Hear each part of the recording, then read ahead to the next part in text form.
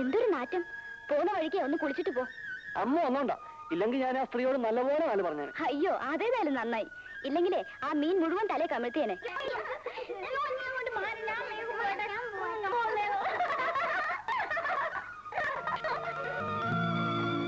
പഠിക്കാത്തതിന് പാറൂട്ടി ടീച്ചറുടെ തല്ല് എന്നും എനിക്ക് കൊള്ളുമായിരുന്നെങ്കിലും ഈ കുട്ടികളെ കാണുമ്പോഴാ ആ കാലം കഴിഞ്ഞതിൽ വിഷമം തോന്നുന്നത്. അല്ലേ തട്ടാക്കുട്ടി? ശരിയാ, കുട്ടികളായിരിക്കുമ്പോ തോന്നും വേഗം വലുതാവണമെന്ന്. ഇപ്പൊ തോന്നുന്നു വേണ്ടായിരുന്നു. തട്ടാക്കുട്ടി മിടുക്കനായിരുന്നു, ഞാനൊരു മണ്ടിയും. തട്ടാക്കുട്ടി പഠിത്തം നിർത്തണ്ടായിരുന്നു.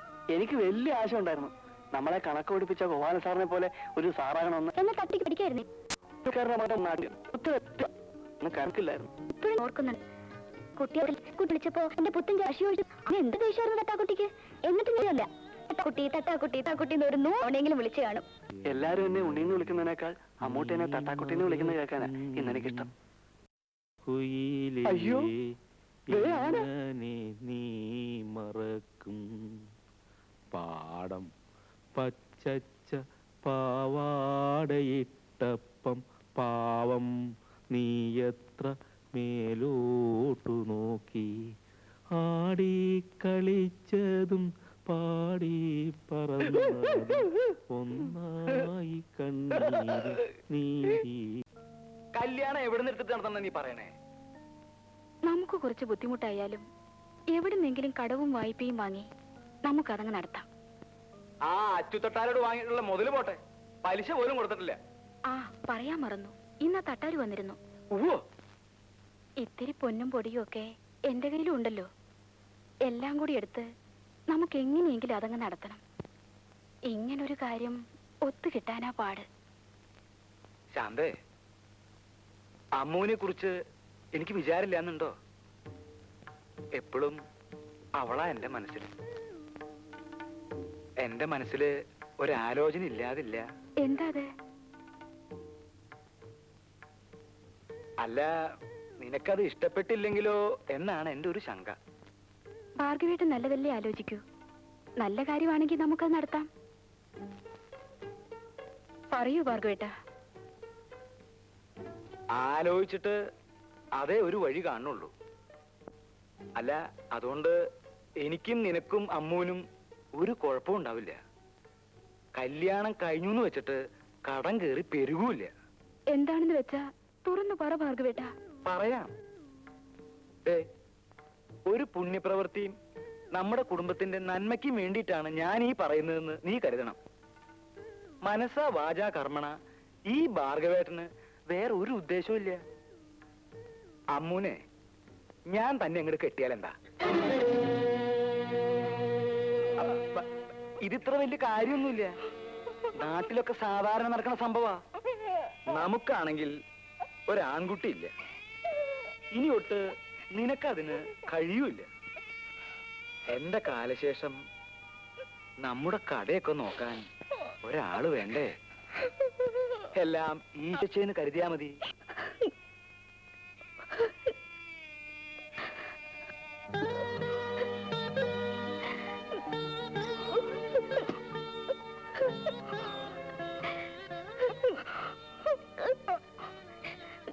പൊന്നും പുടവയും തന്ന് നിന്നെ കെട്ടിച്ചയക്കാൻ ഈ ചേച്ചിക്കാവില്ല കുട്ടി.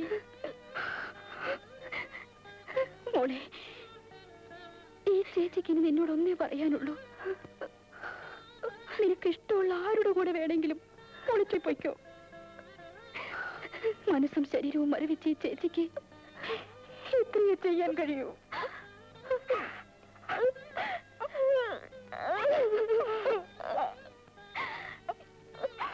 ഈ ഭാർഗവന് ഒരു നാണമില്ലല്ലോ. ശാന്തേച്ചിയുടെ ഭർത്താവില്ലേ ആള്? അതിനെന്താ, ഒന്നുകൂടെ കെട്ടിയാൽ എന്താണ് അയാളുടെ ചോദ്യം? കൊള്ളാമല്ലോ അയാളുടെ പൂതി. നാട്ടിൽ നടപ്പുള്ളതല്ലേന്ന് അയാൾ പറയുന്നത്. നാട്ടു നടപ്പ് കൊല്ലും ഞാനല്ലേ. എന്റെ അമ്മൂട്ടിയെ ഞാനല്ലാതെ മറ്റാര് കെട്ടിയാലും അവനെ കൊല്ലും ഞാൻ. നേരം മങ്ങിയ നേരത്തക്കര മാനത്തെത്തുവതാരാ?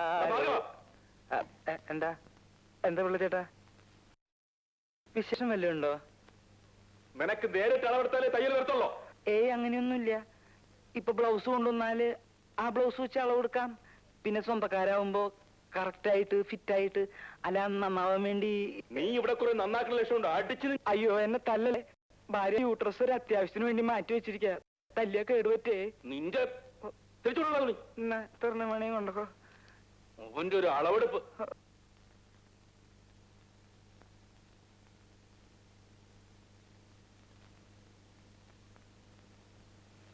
ആശാനേ, നീ എവിടേക്കാണ് ഓടിപ്പോയത്?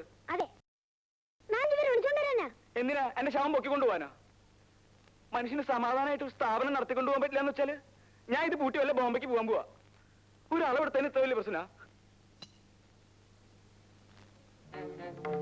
താനേ സ്വർണ്ണത്തെ ചെമ്പ് ചേർത്തോ, ചെമ്പ് സ്വർണ്ണം ചേർത്തോ ആഭരണം പണിത്? അനാവശ്യം പറയരുത്. ശ്രീയാണെന്ന് ഞാൻ ഓർക്കില്ല. എന്റെ മോക്ക് പണിത് വന്ന ആഭരണം ചെമ്പ് ചേർത്തല്ലേ താൻ പണിത്? അതാണ് ചെമ്പ് ചേർത്ത് സ്വർണ്ണം പണിയാൻ പറ്റൂ. അത് ഞങ്ങൾക്കറിയാം. എനിക്ക് ഇങ്ങനെ പണിയാൻ പറ്റൂ. നിങ്ങൾക്ക് വേണമെങ്കിൽ എടുത്തോണ്ട് പോകും. നിനക്കിത് വേണ്ട. ഒന്നെങ്കിലും സ്വന്നിരിച്ചതാ, അല്ല പേടിപ്പിക്കണോ? തരാൻ മനസ്സില്ല. നീ മേടിക്കണോന്ന് കാണണമല്ലോ.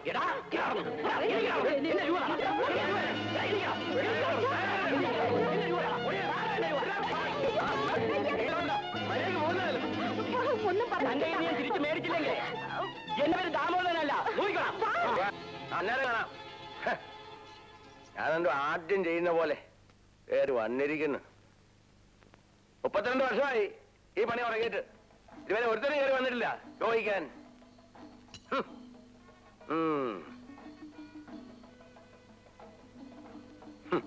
സ്വർണ്ണത്തിൽ ചെമ്പ് ചേർക്കാൻ പാടില്ലെന്ന്.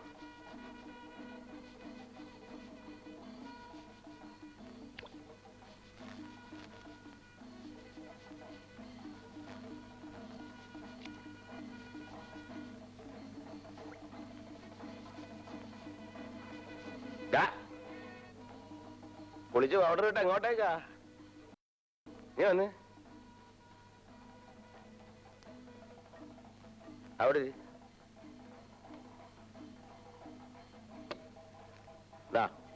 പിടിച്ചേ.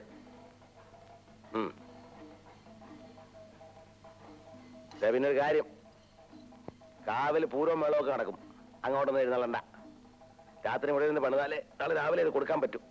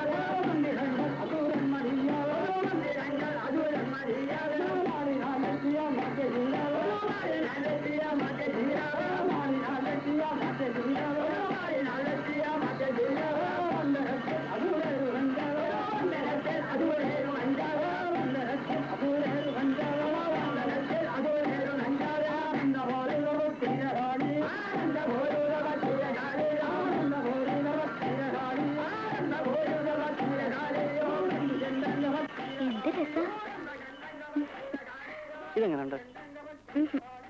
ഇത് മതി.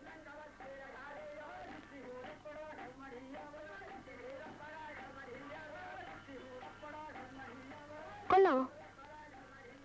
മുത്തുമാല ഇട്ടിട്ട് അമ്മൂട്ടിക്ക് ഒരു ചന്തവുമില്ല. പാവങ്ങൾക്കൊക്കെ ഇത് തന്നെ അധികം. സ്വർണ്ണപ്പണിയും പണം പലിശയ്ക്ക് കൊടുക്കലൊന്നും ഞങ്ങൾക്കില്ലല്ലോ. അത് അച്ഛനല്ലയോ? ആ, കാശുണ്ടാകട്ടെ. പൊന്നുകൊണ്ടൊരു മാല തീർത്ത് ഈ കൈ കൊണ്ട് ഞാൻ എന്റെ അമ്മൂന്റെ കഴുത്തിൽ കിട്ടും. ആർക്കും പണിത് കൊടുക്കാത്ത ഒരു പണിത്തരമായിരിക്കും അത്. ആ മാലയുടെ പേരെന്താ നമ്മട്ടിക്കറിയാവോ? എന്താ? കല്യാണമാല. ദേ, എനിക്ക് തരാൻ വേണ്ടി വല്ലവരും കൊണ്ടു കൊടുത്തിരിക്കുന്ന പൊന്നെടുത്ത് മാല തീർത്തിട്ടേ വെറുതെ അച്ഛൻ്റെ ഇത് അടി വാങ്ങരുത്. എനിക്കാരുടെയും പൊന്നു വേണ്ട. എന്റെ അമ്മൂട്ടിയുടെ കഴുത്തിൽ കെട്ടാനുള്ള പൊന്ന് ഈ ഞാൻ അധ്വാനിച്ചുണ്ടാക്കും.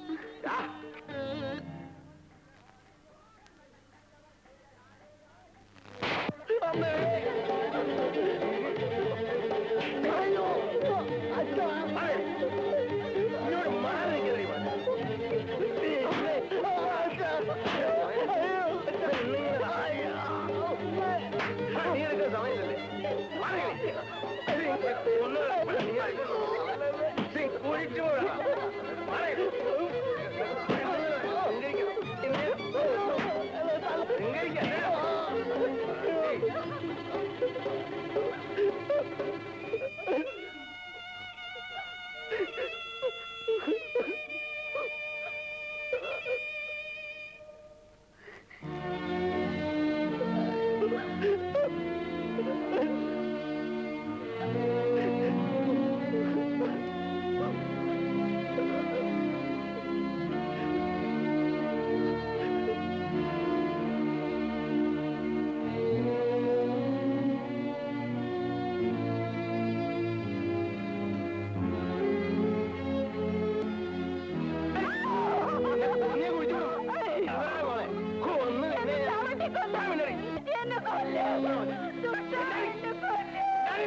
കുട്ടി